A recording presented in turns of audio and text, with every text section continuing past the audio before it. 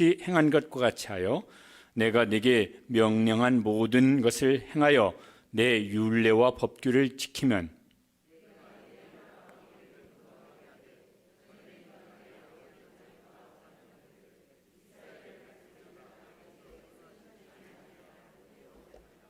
아멘. 지난주 월요일까지 해서 다니엘 기도회 21일간 마쳤습니다. 기도에 참여한 우리 성도들은 무슨 간증이 있을까 궁금합니다. 우리 그 성도 중에 이제 어떤 분은 특별히 결심을 하셨던 모양이에요. 이번에는 한 끼만 먹고 하루에 2끼를 금식하면서 21일 동안 기도하겠다고. 그런데 이제 중간에 굉장히 당황스럽고 걱정스러운 이제 일이 집안에 이제 일어났다는 이야기를 들었습니다. 제가 들어도 참 그게 당황스럽겠다, 걱정스럽겠다 싶더라고요. 저도 기도했지만 이제 그 일 때문에 가족이 정말 이렇게 서로 이렇게 이해해주고 또 포용해주고 이렇게 하는 이제 함께 기도하면서 가족이 아주 강한 결속이 이루어지더라고요. 그리고 이제 그 문제도 이제 이렇게 하나님께서 선하게 인도하시는 이런 이제 이야기를 듣게 되었습니다. 그 굉장히 걱정스럽고 당황스러운 그 일 때문에 그 가족이 뭔가 이렇게 굉장히 새롭게 되어지는 이제 그런 계기가 된 것 같아요. 어떤 우리 성도들 중에 저는 뭐 기도에 참여하긴 했지만은 뭐 특별히 뭐 없는데요. 이런 분들은 일면은 이제 제 생각에 그것도 감사한 일이겠다. 왜냐면은 막 진짜 이거는 하나님께서 은혜 주시고 도와주시면 안 됩니다. 안 도와주시면 안 됩니다. 막 이런 똥줄 타는 건 설교 시간에 적절한 용어는 아닌데 하여튼 이런 기도, 이런 상황이고 이런 기도 제목 있는 분들은 간절하게 기도하고 뭘 또 하나님께서 그 중에 뭘 이렇게 하셨다 이런 것들이 이제 보통은 있어요. 그런데 그렇게 막 간절할 건 없어. 그 대신 뭐 나라를 위해서, 교회를 위해서, 뭐 무슨 열방을 위해서 두루두루 이제 기도할 건 있습니다.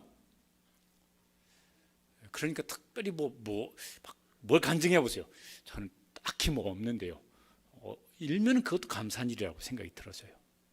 이렇게 무슨 막 이렇게 뭐 핑계 대려고 하는 건 아니고, 그 대신 이제 여러분의 그 기도하는 것이 어떤 때는 뉴스를 보면서, 어떤 때는 뭐 무슨 어떤 상황 보면서 다른 사람은 몰라요. 그냥 뭐 그런 일이 일어났네 이러겠지만은 기도한 사람으로서는 맞아, 내가 나라를 위해서 기도했고, 저 무슨 열방을 위해서 기도했고, 뭘 위해서, 교회를 위해서 기도했는데, 지금 이 상황이 일어난 거 나는 기도했는데 하나님께서 그거 지금 그렇게 하시는구나, 이런 것을 이제 보고 그것이 이제 무슨 개인적인 어떤 일 때문에 간증은 아니더라도 그런 간증을 나는 있어. 누구한테 말할 건 아니지만은 나한테는 그런 간증이 있어. 이런 간증이 있게 되시기를 주님의 이름으로 축복합니다. 어찌하였든지 간에 다니엘 기도회 끝났으니까 이제 기도도 끝난 겁니까? 그럴 수는 없잖아요. 이거는 이제 하나님께서 내 개인 속에, 뭐 가정이나 우리 교회 속에, 우리나라 속에 이거 하나님께서 행하신 일입니다 라고 하는 간증이 계속해서 일어날 수 있도록 계속해서 기도하는 그런 우리 성도들 되시기를 주님의 이름으로 부탁합니다.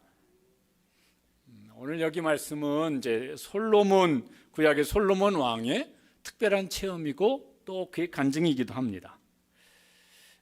솔로몬이 그 성전 건축을 하고 헌당 예배를 이제 드립니다.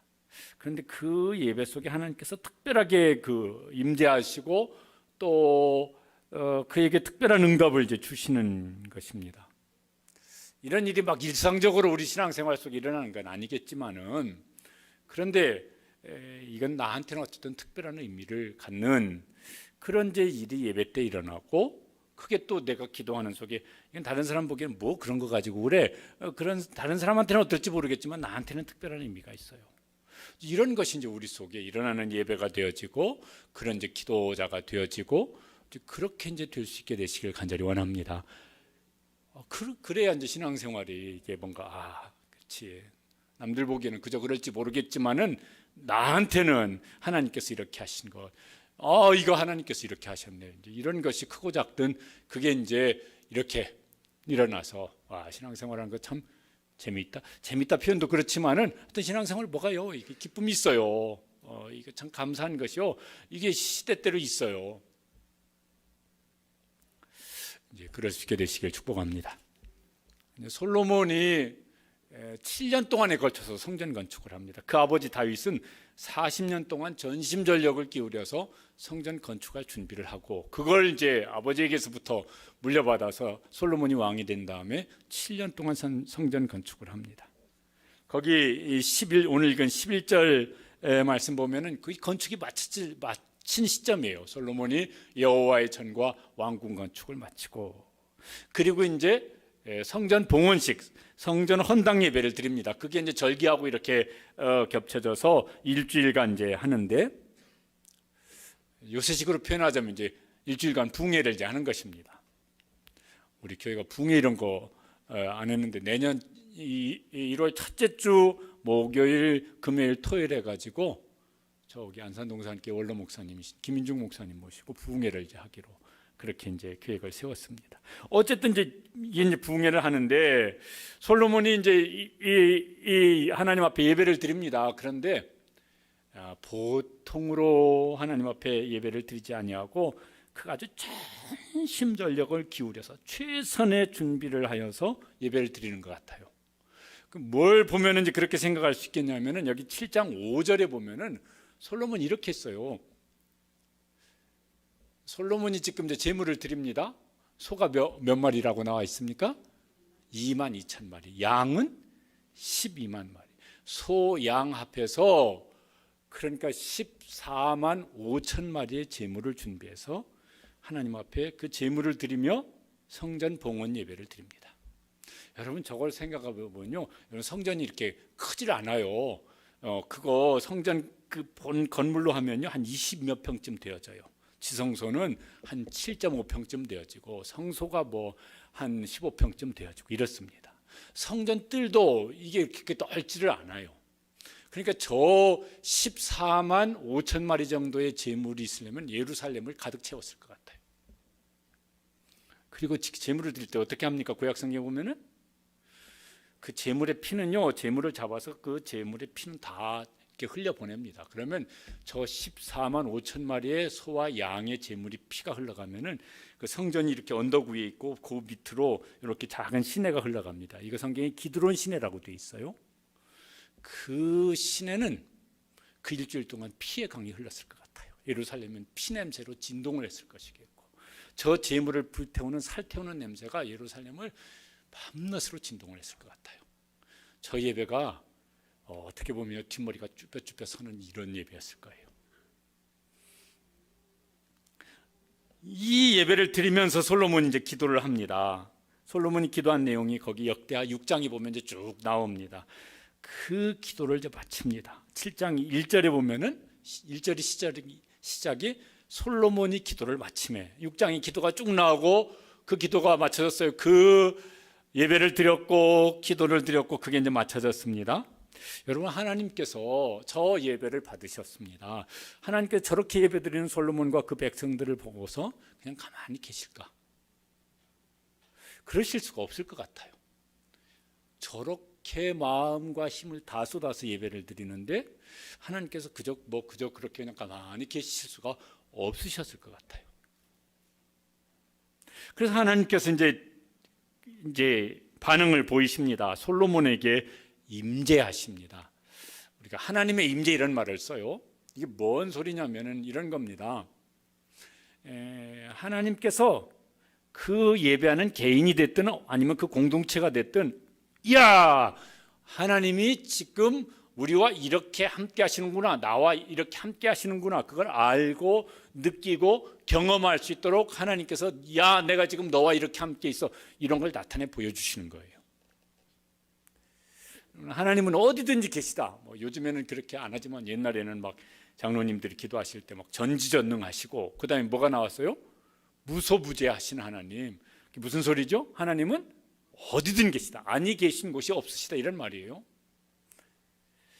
또 하나님은 임마누엘의 하나님이세요. 무슨 뜻이죠? 하나님이 우리와 함께 하신다. 세상 끝날까지 우리와 함께 하신다. 그런데 어디든지 계신 하나님이 예배드리는 예배 때마다 아니면 예배드리는 뭐 성도마다 내가 너와 이렇게 지금 함께 있다 그런 것을 확 표시하도록 그렇게 이제 하시냐면은 그렇지는 않아요. 여러분 하나님의 임재를 혹은 예배 중에든 혹은 기도 중에든 혹은 어떤 생활 중에든 야 이거 하나님께서 지금 나와 임재하시는구나 이런 것을 경험을 해보신 일이 종종 있으십니까? 어떤 사람은 그런 경험이 있으실 것이겠고 어떤 사람은 난 신앙생활 꽤 했는데 딱히 그렇게 말할 만한 건 없어 이런 분도 계실 수 있을 겁니다.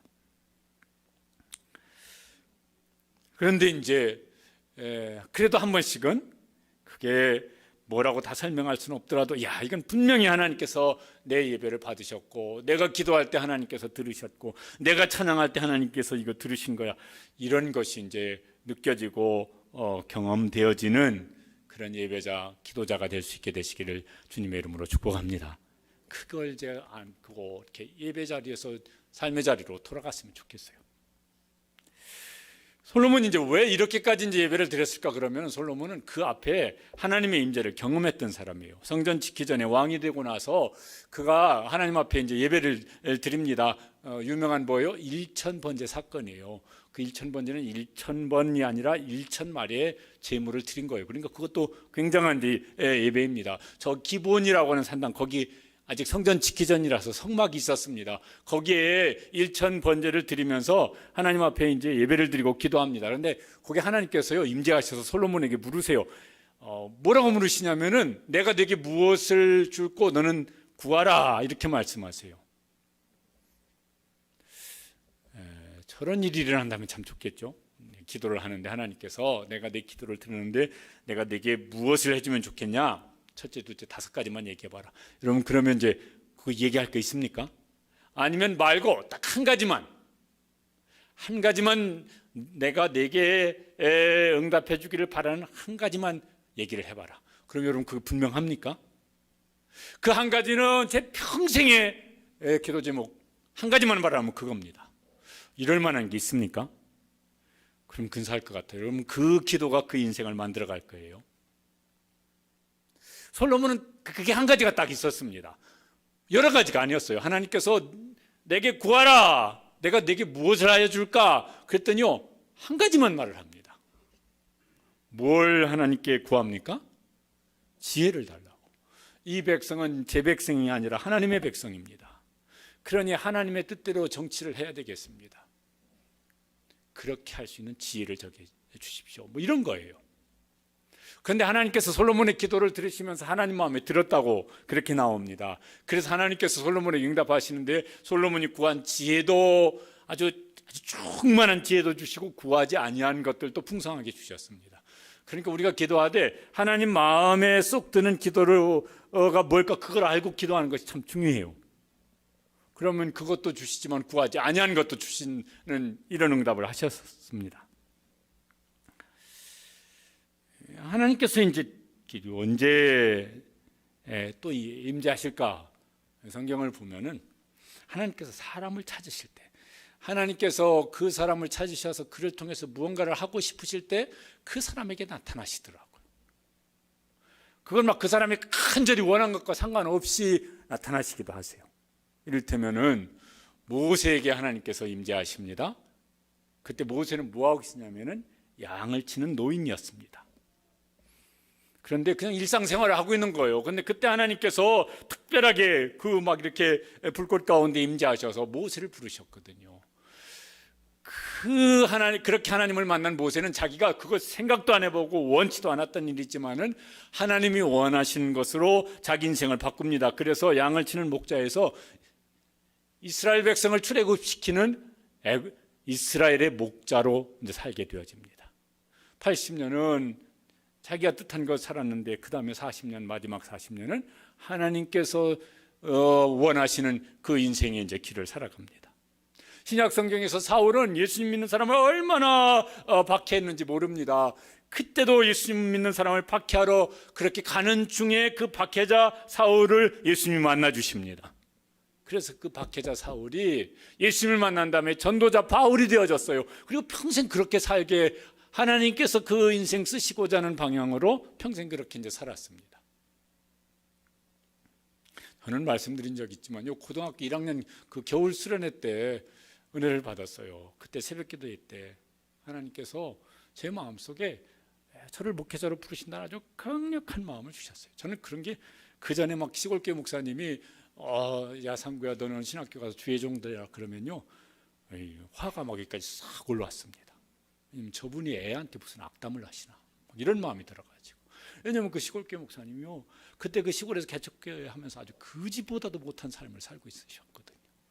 그런데 젊은 어린애 붙잡고서는 자기 같은 인생을 살라고 그게 무슨 악담을 이렇게 하시나 이런 마음이 막 들어서 그런 말씀을 한 번씩 하셨으면 할 때마다 화가 올라왔었어요.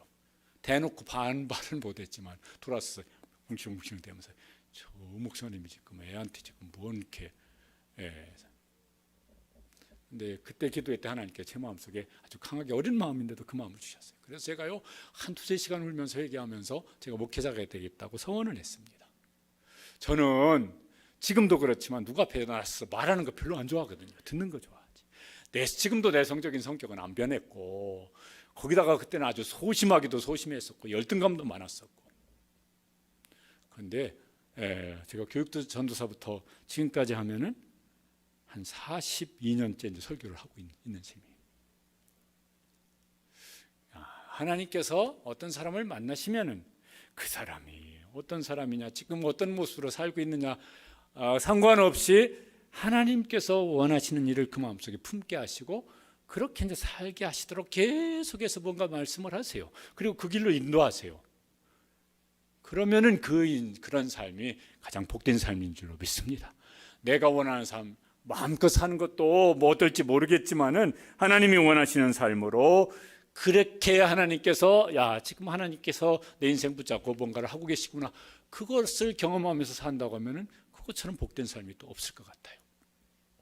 그런 믿음 안에서 우리가 그렇게 말을 할 수 있죠. 신앙 안에서 믿음 안에서 그런 복된 삶을 살아가는 우리 모든 성도들 되시기를 축복합니다. 실컷 내 마음대로 살았는데 이제 뭐 어느 때 나이 먹고 늙어서 혹은 하나님 앞에 막 이렇게 부르심을 받을 때 내가 뭐 하려고 이렇게 살아왔나 이러면요 그것처럼 허망한 게 없잖아요. 그러니까 이제 하나님께서 임재하시는 어떤 사람을 찾아오셔서 그 사람을 만나주시는 건 그건요 굉장히 부담스러워지지만 굉장히 복 있는 사건이에요.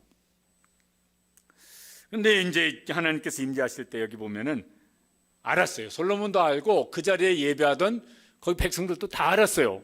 어떻게 알았냐면요 임재하시는데 그 7장 1절 그 다음에 보면은 저런 일이 일어났습니다. 불이 하늘에서 내려와서 그 번제물과 제물들을 불사르고. 여러분 구약 성경에서 제물을 드릴 때 보통은 제단이 있어요. 이런 제단이 있습니다. 여기에 뭐냐면요 그 장작불로 이렇게 불이 피워져 있어요. 여기다가 제물을 올려서 불태워요. 일반적으로는 그렇게 제물을 드려요. 그런데 저 때는 불이 어디서 나왔습니까? 하늘에서 내려와서 그 제물을 불태웠어요. 그러니까 솔로몬이 됐든 그 제물을 드리던 제사장이 됐든 거기 전보 일제감 서 있던 백성들이 됐든 다 알았어요. 지금 하나님이 임재하셔서 이 제물을 받으시는구나, 이 예배를 받으시는구나. 그것으로 끝나지 않냐고 그 다음에 나오는 내용이 뭐냐면은 저걸 보았습니다. 같이 읽어보시죠. 여호와의 영광이 그 성전에 가득하니 여호와의 영광이 여호와의 전에 가득함으로. 그 이제 이렇게 하나님께서 영광 중에 임재하실 때 성경에 보면 구름이 특별한 어떤 구름이 이렇게 가득해지는 이런 모습인데 아마 그때도 그랬을 것 같아요. 그렇게 이제 지금은 하나님께서 임재하시는구나. 이걸 이제 그들이 이제 다 보고 있습니다. 그러니까요 그들의 태도가 확 달라집니다. 제사장들은 그 성전 성소 안에 들어가서 이렇게 섬기는 일을 하는데 못 들어가요. 왜? 거기 하나님이 임재해 계시니까 못 들어가요. 그 다음에 백성들은 어떻게 하냐면은 7장 3절에 보면은 저렇게 했다고 나와요. 어떻게 했습니까? 예배를 드리는데 땅바닥에 다 납작 엎드려서 예배를 합니다. 아마 보통 저렇게 서서 지금 이렇게 무슨 제물을 드리는 거 이런 걸 이제 보고 있었을 거예요. 그런데 하나님이 임재하시는 것을 보면서 다 땅바닥에 납작 엎드렸습니다. 여기 지금 하나님 내 앞에 계시니까. 그러면서 감사 찬송을 합니다. 여호와께 감사 이르되 선하시도다 그의 인자하심이 영원하도다 하니라. 사람도 어떤 사람이나 어떤 뭐 앞에 내가 지금 서 있다고 생각을 하면은 거기에 상응하는 태도가 변해요. 제일 뭐냐면요, 이거 별로 이렇게 좋은 건 아닌데 또 그렇다고 안 하면 또 안 되는 거예요. 운전을 막 해갑니다. 요새 웬만한 돈은 50km, 60km 이렇게. 저기 뭐예요? 이거 카메라 이렇게 있고 거기 50. 그러면요, 암만 또 급해서 막 지금 빨리 가려고 하는 사람도 그 앞에 가면은 다 겸손하게 속도를 얼마로 맞춰? 50으로 맞춰서 가요. 나는 지금 빨리 가야 돼. 이거 늦으면 안 돼. 그래도 그 앞에서는 다 겸손하게. 고속도로 막 어떤 사람이 막 150km 달리고 있어도 거기 100 요거 있고 카메라 달려 있으면 어떤 사람이라도 정신 나간 사람 아닌 바에는 다 겸손하게 100km에 맞춰서 그거 지나가면 또 달릴지언정 그렇게 해요. 왜? 거기 카메라가 지금 찍고 있으니까. 하나님의 임재 앞에 섰어요. 그러니까 생각이 달라지고 태도가 달라진 거예요. 그런 예배를 드리면은 예배를 받으신 하나님, 하나님 지금 여기 지금 예배를 받으시려고 여기 지금 임재에 계셔. 그런 마음으로 우리가 여기서 예배를 드리면은 마음이 달라지고 태도가 달라지지 않겠습니까? 솔로몬처럼 우리도 하나님의 임재를 경험하는 예배자, 그런 기도자가 되시기를 주님의 이름으로 축복합니다. 그러면 참 좋겠습니다. 이제 임재하신 하나님께서 솔로몬의 이 예배를 받으신 다음에 솔로몬에게 말씀을 하세요. 하나님의 음성을 들려주십니다. 거기 12절에 보면 이렇게 말씀하세요. 내가 이미 내 기도를 듣고. 하나님께서 솔로몬에게 뭔가를 말씀해 주세요. 솔로몬은 이거 하나님 지금 나한테 말씀하시네. 그걸 알아들었어요. 그러니까 하나님의 임재를 경험하고 하나님의 음성을 듣는 예배자고 기도자입니다. 다니엘 기도회 때 간증자들이 그런 말들을 했어요. 하나님의 음성을 들었다. 어떤 사람은 이제 마음속에 하나님께서 정말 이렇게, 이건 보통 마음이 아니야. 감정의 어떤 변화가 아니야. 하나님께서 내 마음속에 깊은 감동을 주셨어. 그것도 하나님의 음성을 들었다. 또 그 어떤 분이 말씀하시는 중에 하나님의 음성을 듣는 것, 성경을 읽고 암송하고 다 읽고 암송하고, 그런 중에 어떤 때 기도할 때 어떤 때 어떤 상황 속에서 그 말씀이 내 마음을 확 사로잡을 때 하나님께서 나에게 이렇게 말씀하셨다. 이렇게 이제 고백을 한다고. 참 중요한 일이 아닐 수 없어요. 우리의 기도를 하나님이 들으실까? 여러분 들으시겠습니까? 안 들으시겠습니까? 들으시겠죠, 당연히. 그런데 들으시고 하나님께 팔짱 끼시고, 그래? 너 그런 소리 하는구나. 그러고 그냥 가만히 계실 수도 있을 것 같아요. 성경에 보면 하나님이 듣지 않으시는 기도도 있다고 나오거든요. 그런데 하나님께서 여기도 나오지만은 하나님께서 어떤 기도는 귀를 기울이신다고 그래요. 하나님이 귀를 잔뜩 기울이시고, 이거 뭐예요? 내가 기도하는 걸 내가 고스란히 다 놓치지 않고 다 들으시겠다는 거예요. 어떤 기도는 하나님이 그렇게 들으세요. 그럼 그 기도를 들으신다면 하나님 반응을 보이실 거예요. 그 하나님 반응을 보시는데 내가 알아차렸어. 어떤 때는 하나님께서 막 마음속에 아주 강력한 감동으로, 어떤 때는 내가 암송하고 있는 그 말씀이 확 내 마음을 사로잡는 것도 있겠지만은, 저 엘리야가 기도할 때 하나님께서요 세미한 음성으로 그에게 말씀하셨다, 이런 것도 있어요. 그러니까 세미한 음성으로 말씀하시는데, 그거는 내가 아주 민감하게 하나님께 집중하고 있지 않으면은 하나님께서 그렇게 세미한 음성으로 말씀하실 때 눈치채지 못하고 전혀 아무 일도 안 일어났어요. 기도해도 별것도 없는 것 같아요. 이럴 수도 있을 거예요. 그러니까 늘 우리의 영혼이 깨어 있어서 하나님께서 무언가 크게 마음이 막 뜨거워지도록 하시든지 세미한 음성으로 말씀하시든지, 그걸 들을 수 있는 영적인 민감함이 우리 가운데 있게 되시길 바랍니다. 언제 민감해질까 그러면요, 하나님을 사랑하는 마음이 점점 더 커지고 하나님의 도우심을 아주 간절히 사모하는 마음이 커지고, 그래야 민감해져요. 사람끼리도 그런 민감하잖아요. 어떤 사람을 정말 내가 막 좋아하고 사랑하고 그러면요, 뭐가 통한대, 텔레파시가 통한대. 보통 사람은 1시간 쳐다보고 왔어도 모르겠는데 그 사람이 눈으로 말을 했대. 눈으로 쳐다봤어. 그런데 눈으로 말하기는 뭐 하나도 모르겠어. 그런데 그 마음속에 그 사람을 향한 마음이 뭐가 가득한 사람은요, 사랑은 눈으로 말하는 거래. 그럼 뭐 다 눈치챘대. 옆에 있는 사람은 뭔 정신 나간 소리야. 아니야. 마음이 그 사람에게 집중해 있는 사람은요, 눈으로 말하든 눈썹으로 말하든 눈곱으로 말하든 안다니까. 그게 하나님께 그렇게 민감할 수 있게 되시길 바랍니다.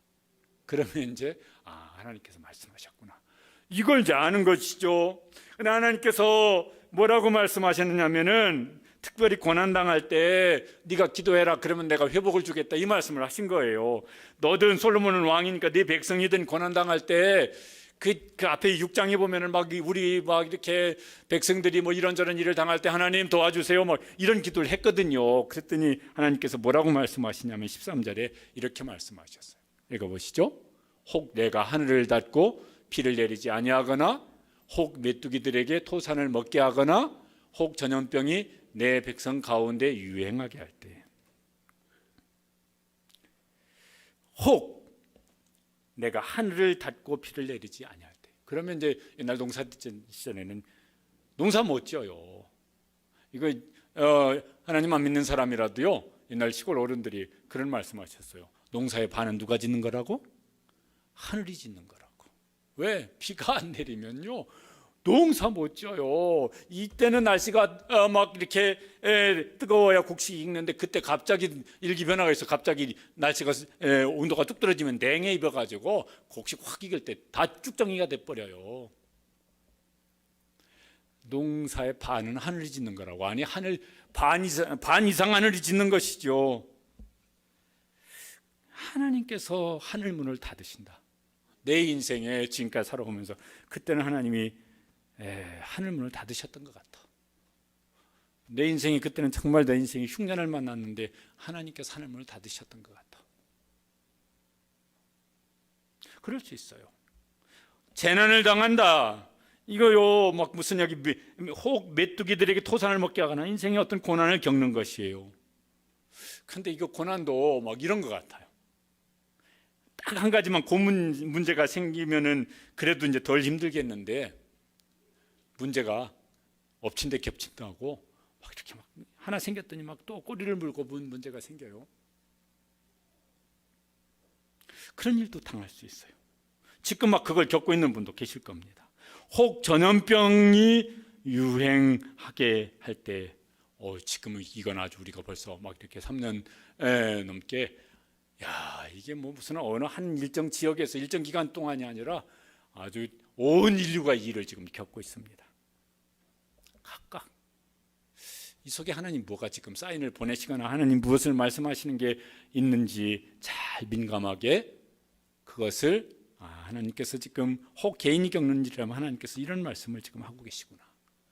혹은 코로나처럼 이렇게 전체적으로 겪으면 세상은 각각 무슨 이유를 따지고 대처 방안을 따지는데, 우리는 그 위에 더하여서 하나님이 뭘 우리에게 말씀하시는 걸까, 이런 것도 곰곰이 생각하면서 무언가 신앙적으로 거기서 하나님이 무언가를 하시는 것을 깨닫고 그걸 경험하고, 그것이 하나님께서 지금 이렇게 하고 계시구나, 이걸 좀 알았으면 좋을 것 같아요. 이런 일을 겪으면 이제 사람들은 이제 어떻게 할까? 여러분은 어떻게 하셨습니까? 지금도 어떻게 하고 계십니까? 그러면 당황하고, 혹은 두려워하거나, 혹은 낙심하거나, 혹은 하나님 왜 하필이면 저한테 우리 가정에 이런 일이 나옵니까? 그러면서 원망하거나 불평하거나 이런 일이 생길 수도 있어요. 근데 하나님은 그때 하나님은 뭘 우리에게 원하시고 계실까? 우리가 낙심하기를 원하시고, 그거 위해서 하나님께서 그 일을 겪게 하실까? 원망 불평하는 거 보면서 내가 기다렸던 거 네가 드디어 하는구나, 이러시고 계실까? 하나님은 그때 그 일 속에 우리에게 무엇을 기다리고 무엇을 기대하고 계실까? 그게 있으시거든요. 뭘 원하냐면 솔로몬에게 이렇게 말씀을 하십니다. 14절에 보면은 하나님이 원하시는 거예요. 그런 일을 겪을 때 하나님은 우리가 저렇게 하기를 기다리고 계시는 거예요. 같이 읽어보시겠습니다. 내 이름을 일컫는 내 백성이 그들의 악한 길에서 떠나 스스로 낮추고 기도하여 내 얼굴을 찾으면, 하나님의 얼굴을 찾는, 하나님의 얼굴을 구하는 기도를 듣고 싶어하고 계세요. 악한 길에서 떠나는 것. 먼저 뭐냐면 악한 길에서 떠나는 거예요. 이게 도덕적인 것도 해당되겠지만은 그때도 그렇고 지금도 하나님 보시기에 제일 악의 어떤 뿌리가 되어지는 것은 우상숭배예요. 우상숭배의 뿌리에는 뭐가 있냐면은 탐욕이 있어요. 그래서 골로새서나 에베소서에 보면 탐심은 곧 우상숭배라 이렇게 말씀하세요. 그것을 쫓아가느라고 하나님의 길을 버리는 거예요. 그러면은 하나님과의 관계가 끊어지든 아니면 아주 피상적인 관계가 되어지든 아니면 하나님의 이름을 찾기는 하지만은 길은 하나님의 길이 아니라 자기가 가고 싶은 길로 인생을 살아갈 수 있습니다. 그럼 하나님의 인도하심을 받지 못하게 되어져요. 그래서 악한 길에서 떠나는 거예요. 그 말은 적극적으로는 뭐예요? 하나님의 길로 다시 들어서는 것입니다. 스스로 낮추고, 여기 뭘까 그러면요, 이런 거죠. 하나님 없어도 살만해. 왜? 나한테는 건강이 있어, 혹은 나한테는 돈이 있어, 혹은 나한테는 무슨 안정된 어떤 이렇게 생활 환경이 이제 준비되어져 있어. 하나님이 굳이 안 도와주셔도 사는 거 별로 문제 없어. 그래서요, 하나님을 굳이 특별히 기도할 일도 없고, 하나님 도우심을 특별히 사모할 일도 없어요. 그냥 그거 의지하고 살면 돼. 근데 하나님은 우리에게 하나님이 전부가 되기를 원하십니다. 그래서요, 스스로 낮춘다는 건 저는 하나님 없으면 안 됩니다. 하나님의 은혜가 없으면, 하나님의 사랑이 아니면, 구원의 은총이 아니면은 저는 아무 소망이 없습니다. 하나님이 전부이십니다. 그렇게 되기를 원하세요. 그게 뭐냐면 스스로 낮추는 거예요. 그러면서 이제 하나님을 찾는 것입니다. 그게 하나님의 얼굴을 구하는 것이라고. 기도하여 내 얼굴을 찾으면, 기도하되 하나님의 얼굴을 찾는 기도를 하라고 말씀하시는 거예요. 시편 105편 4절에 보면은 그걸 어쩌다 한번 하는 것이 아니라 저렇게 하라고. 같이 읽어보시죠. 그의 얼굴을 항상 구할지어다. 그는 하나님인데 하나님의 얼굴을 항상 구하기를 원하세요. 이게 뭐냐면요,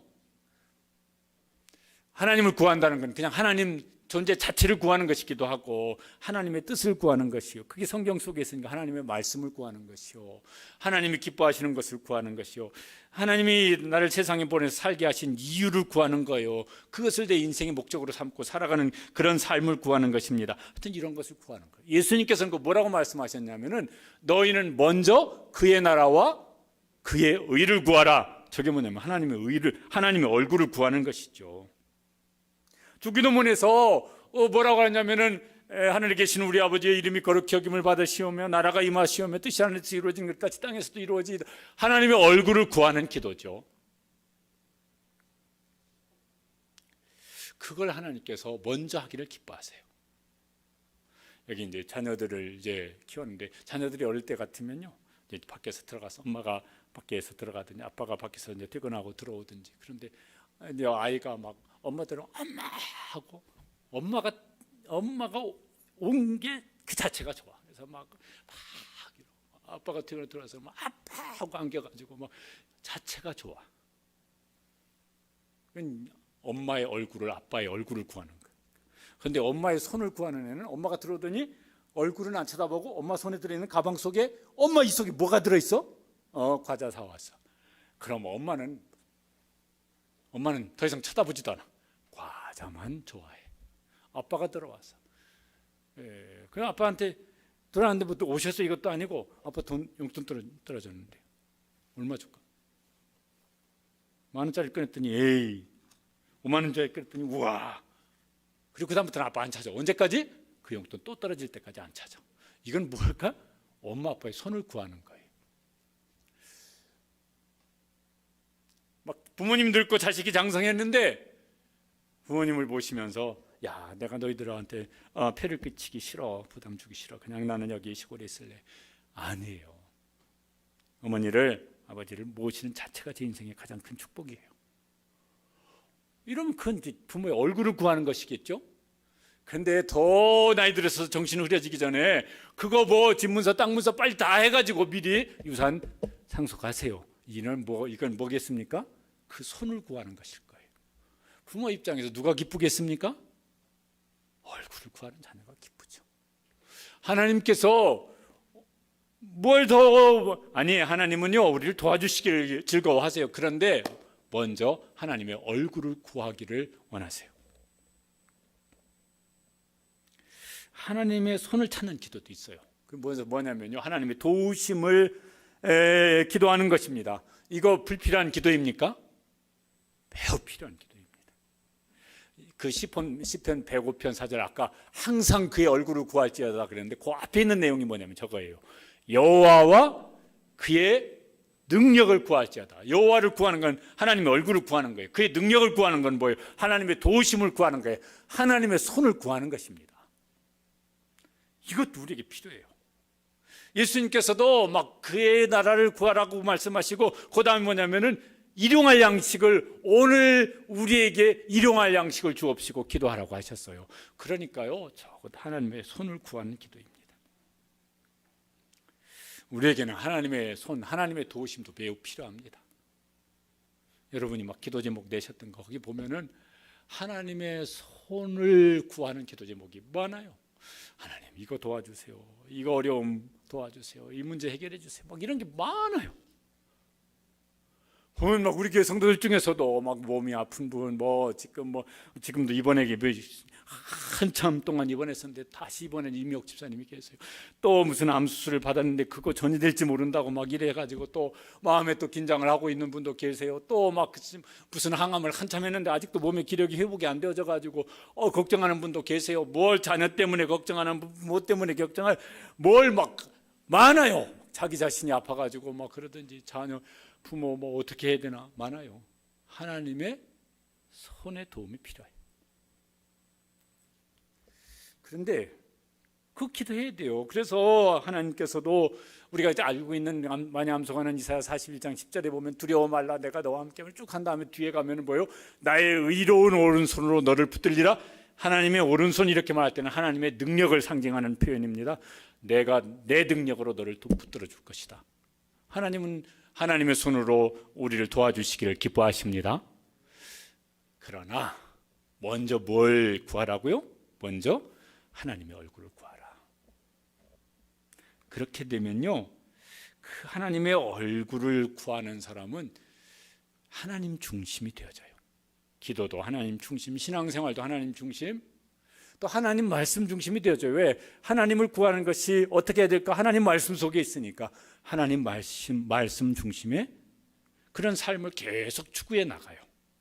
그런데 하나님의 손만 구하게 되다 보면은 내 필요에 자꾸 관심이 집중되어져 있어요. 그리고 그 필요를 하나님 도와주시면은 감사는 잠깐 하고 그 다음에 하나님 이제 별로 안 필요해. 또 그 하나님이 지금 내가 원하는 때 원하는 방식으로 도와주시지 않았다 그러면 원망하는 마음, 불평하는 마음, 낙심하는 마음 생겨요. 자꾸 나 중심이 되어져요. 그래서 하나님과 관계도 그렇게 인격적인 관계가 잘 안 맺어져요. 피상적인 관계, 이용하는 관계, 뭐 이런 것처럼 될 수 있는 위험성도 있어요. 그래서 먼저 하나님의 얼굴을 구하시고, 그리고 하나님의 얼굴을 구하는 그 위에 하나님의 손을 때때로 필요에 의해서 구하기도 하시기를 바랍니다. 왜 하나님께서 그렇게 하라고 그러냐면요, 하나님은 준비를 하고 기다리고 계세요. 뭘 기다리시냐면 14절에 보면 이렇게 말씀하셨습니다. 14절 다음 부분, 하나님 저거 하고 싶으신 거예요.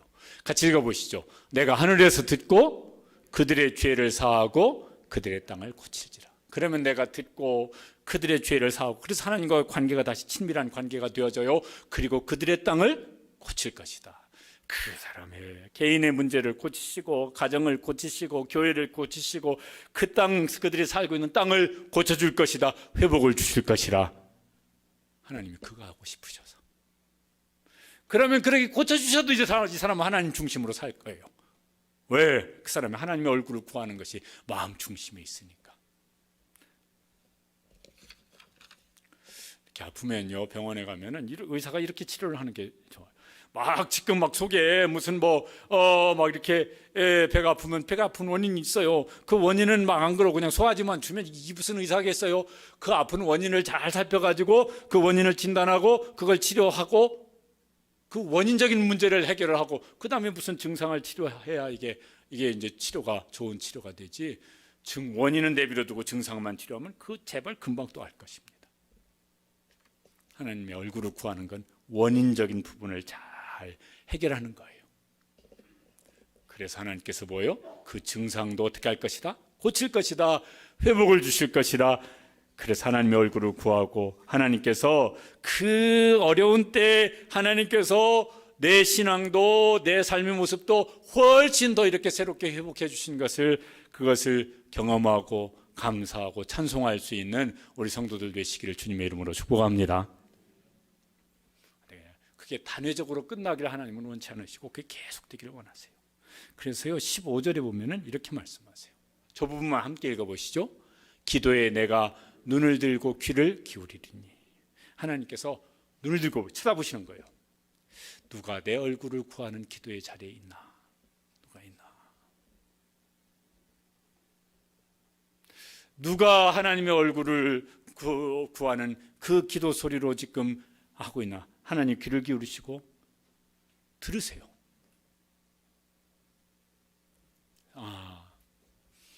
오늘 조상구가 기도하고 있구나. 저 아무개 장로가, 아무개 집사가, 아무개 권사가 기도하고 있구나. 오늘 기도에 성전에서 기도하고 있네. 그 기도 소리가 내 귀에 들리는데 저런 기도를 하고 있네. 하나님께서 그걸 보시려고 기다리고 계세요. 들으시려고 기다리고 계세요. 근데 그 말은 이런 말도 뒤집으면 이런 거겠죠. 야, 오늘 또 그 기도해야 될 자리에 안 보이는구나. 언제나 한번 볼 수 있을까? 오늘도 그 기도하는 소리를 내가 들으려고 나는 귀를 기울이고 있는데 오늘 또 안 들리는구나. 언제나 그 기도 소리가 들릴까? 그러시고 계시기도 하실 거예요. 여러분 어떻게 기도하고 계십니까? 어떻게 예배하고 계시고 어떻게 기도하고 계십니까? 또 16절에 보면요 이렇게 말씀하세요. 내 눈과 내 마음이 항상 여기에 있으리라.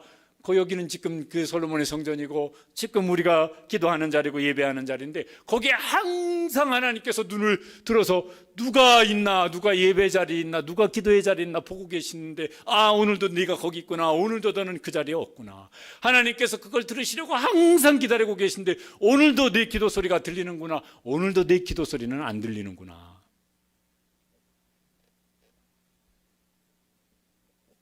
하나님 눈에 항상 예배와 기도의 자리에 하나님 눈에 항상 하나님 눈에 띄고 하나님 귀에 항상 들리는 기도자가 되시기를 주님의 이름으로 축복합니다.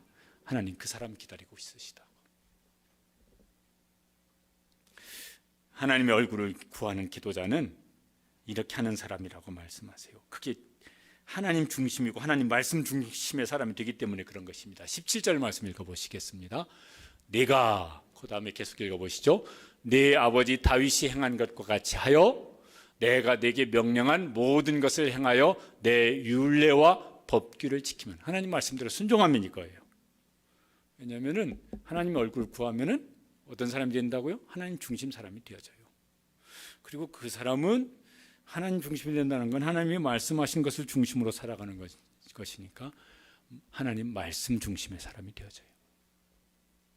그러면 그 사람 뭐예요? 저렇게 지키면서 살려고 노력도 하고 은혜를 구하기도 하고 그렇게 못했으면 얼른 회개하고 돌이키고 이렇게 이제 할 것입니다. 다윗이 그렇게 살았잖아요. 여러분 시편이든 다윗의 생애를 보면은 다윗은 급할수록 더 하나님께 가까이 나아갑니다. 더 기도하고 정말 위급한 상황일수록 더 하나님 말씀에 순종하고 이렇게 나아가잖아요. 그래서 그는요 하나님이 세우시는 사람이 됐어요. 평생. 그 덕분에 다윗도 여러 가지를 겪지만은 그 속에서 하나님의 행하시는 일들을 찬송하게 되어집니다. 그 다윗 덕분에 다윗이 다스렸던 이스라엘 백성들도 함께 행복을 누리며 살 수가 있었던 것이죠. 우리가 하나님 말씀대로 순종하면 하나님께서 우리에게는 어떻게 행하실까? 그걸 솔로몬에게 18절에 보면 이렇게 말씀하셨어요. 솔로몬에게 저렇게 행하셨으면 하나님은 우리에게도 그렇게 행하시려고 기다리고 계실 것입니다. 같이 읽어보시죠. 내가 내 나라 왕위를 견고하게 하되 전에 내가 내 아버지 다윗과 언약하기를 이스라엘을 다스릴 자가 내게서 끊어지지 아니하리라 한 대로 하리라. 솔로몬아, 너 네 아버지 봤지? 네 아버지 다윗이 어떻게 하고 나는 그 네 아버지 다윗에게 어떻게 하는지 너 다 봤지? 다 봤죠. 솔로몬이. 너도 너 아버지처럼 살아. 그러면 내가 네 아버지에게 한 것처럼 나도 너에게 할게.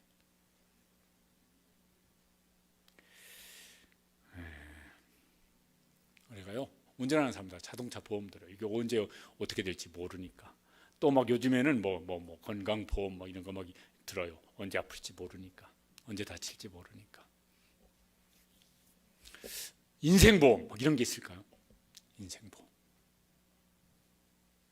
다윗의 인생보험은 하나님이었습니다. 하나님의 인도하심에 순종하는 삶이었습니다. 솔로몬에게도 말씀하세요. 내가 네 인생 보험이 되어줄게. 너는 그 대신 뭐해? 네 아버지처럼 내가 인도하는 대로 순종하며 살아. 우리가 하나님 중심으로 해서 하나님의 말씀을 따라서 하나님의 얼굴을 구하면서 그 말씀에 순종하면은 하나님께서 가장 확실한 우리 인생의 보험이 되어 주실 줄로 믿습니다. 그러면 걱정할 거 없죠. 다니엘 기도의 후에 더 이렇게 기도하는 사람들이 많아져야 되겠는데, 우리 임직하신 직분자들 서약서 쓰셨죠. 여러분 어떻게 하시겠다고. 그 서약서 내용을 하나님이 기억하실 거요? 기도하십시오. 그 전에 임직 받으신 분들, 여러분들은 모범을 보이셔야죠. 새로운 임직자들에게. 아이고 봤더니 새벽기도 안 나가도 돼. 왜? 그 앞에 장로님도 안 나오고 뭐 권사님, 집사님도 안 나오더라고. 안 나가도 상관없어. 왜? 그 앞에 선배들이 다 그렇게 하더라고. 우리 그거 따라가면 되지 뭐. 이러면 안 되는데. 부모님들은 뭐 하시고 계십니까? 우리 어머니 새벽기도 가는 거 나 본 적이 없어. 우리 아빠는 뭐 기도하고는 담 쌓은 사람이야. 그런데 교회 뭐 집사님이고 막 권사님이고 막 이렇대. 신앙생활은 저렇게 해도 되는 거예요. 자녀들에게 그거 물려주실 참입니까? 뭔 소리요? 뭔 소리. 하나님의 얼굴을 구하는, 함께 깨어서 부모와 자녀가, 부부가, 교회가 함께 깨어서 하나님의 얼굴을 구하시고, 그러면서 함께 기도하고, 하나님께서는 그러냐 내가 이 땅을 고칠 것이다. 내가 너를 고치고 가정을 고치고 교회를 고치고 이 땅을 고칠 것이다. 하나님이 고쳐주시는, 회복을 주시는 은혜를 누리는 우리 시화동산 모든 성도들 되시기를 주님의 이름으로 축복합니다. 기도하시겠습니다. 하나님, 우리가 하나님의 얼굴을 구하는 기도자, 예배자가 되게 해주시옵소서.